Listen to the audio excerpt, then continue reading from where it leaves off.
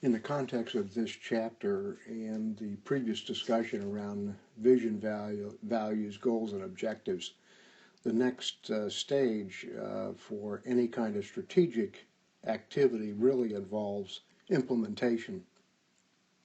And when you think about healthcare reform, particularly in Europe, where there are significant and broad-based health inequalities and scarce resources, to be sure, it's very important that whatever healthcare organizations decide to pursue as a result of their vision and their ideas about what they can do for their community and what they can't, they really need to be very, very conscious of what we will call can and cannot control. And this is a good case of what is generally referred to as contingency thinking. It's, where are we now and where do we want to be? And so in evaluating some of the strategies or strategic initiatives that you want to pursue, this exercise is designed to help you make thoughtful and controlled and deliberate decisions. The key points here are that implementation then depends on the recognition and management of potential obstacles. Some we create, others are in the environment, and we just have to work accordingly. So in this case, what we're going to focus on here is the we, and that's important because sometimes we think we can do things that we cannot do. I've seen that all too often in my own consulting experience, and quite frankly, I've had that same kind of experience myself as a leader. So you sort of have to step back. This is a great opportunity to do that. What we can control and what we cannot control, because there are obvious consequences to any of our decisions, and we want to make sure that we take full advantage of them. So we use a 2x2 table, the sort of can control column and the cannot control column, and then where do we need to be proactive and where do we need to be inactive? A conscious decision to either pursue something or to be inactive. Now, quite frankly, the inactive component is the most challenging for most organizations, and particularly healthcare organizations, because if you think about it, what is healthcare all about? Healthcare is all about fixing problems, curing illness, repairing orthopedic issues, things of that nature.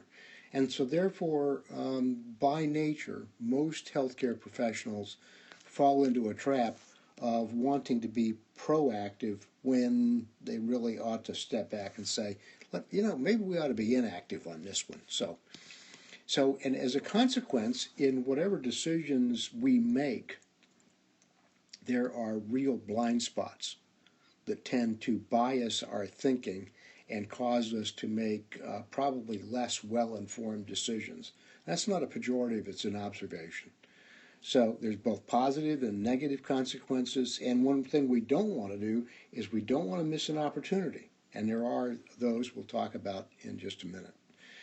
For leaders, this is a great learning experience because it will give you an opportunity to listen, watch your team, see how they interact together, how do they think about these kinds of challenges, and what is it we can really do as a consequence. So let's move on, and we'll take a look at the second diagram. We filled in the blanks, if you will. And the basic consequences of decisions really fall into these areas. Let's start with those areas for which we can control. If we are proactive, then theoretically that gives us an opportunity to move forward, meaning that we've made a good choice, we can live with it, and we think that we're going to have some real impact as a consequence. Conversely, there are times, and this is a blind spot, that we have things that we can control, but we're inactive. Well, we just don't see it. And as a consequence, we tend to be giving up on something that we shouldn't be. And this is a time when it's really good for organizations and teams to step back and say, ask the question, are we being inactive on an area where we ought to be active? Now let's turn our attention to the cannot control, and I'll come back to this little element here and again in a second. But if we're going to be proactive and we cannot control that area, then basically what we're doing is wasting our time.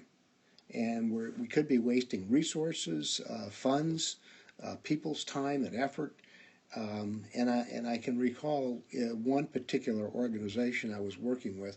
In this case, it wasn't healthcare; it was actually a governmental organization, and they kept butting their heads up against a wall, not realizing, really, literally not realizing that they were wasting their time. They were trying to be proactive when they shouldn't, and in their case, the blind spot was an illusion of effectiveness that they really did not have. Now, conversely, there are times when we can't control, and it's enlightening and very, very refreshing to see organizations that say, you know, we can't control this, we really ought to be inactive, so let's just be very forthwith on this item, and we're going to let it go. And I remember a hospital CEO in the state called Pennsylvania, where he went to his board one day and told them that he was going to stop providing psychiatric services as part of their hospital effort.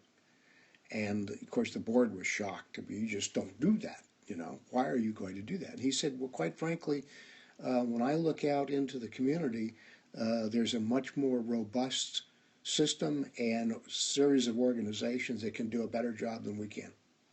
And if we continue to be proactive on something that we really don't have a lot of control over because they have the control of the environment, then we're wasting our time. And I don't want to do that, and I don't want to waste those resources. And you know, it was interesting to watch that board of directors of that hospital think about it, and as they pondered the situation, they said, you know, you're right. We're a community hospital. We've got to work with the rest of the community, and when somebody else can do something, we need to be inactive sometimes, so we're going to stop. The bottom line here is this is a great exercise, and I think it's very, very important for teams to do this whenever they get into a situation where they have to make a decision and there may be some doubt in their minds. And for leaders, it's a great opportunity again for you to learn from your team, learn from your organization, and it will help set some precedents and foundations for better and more sound and fundamental decisions as you look towards the future, as you begin working towards other areas of healthcare reform, trying to solve health inequalities, and to meet the needs of the community that you can best serve by making those right decisions. I hope this is helpful. I think it's a great little tool. I wish you all the best.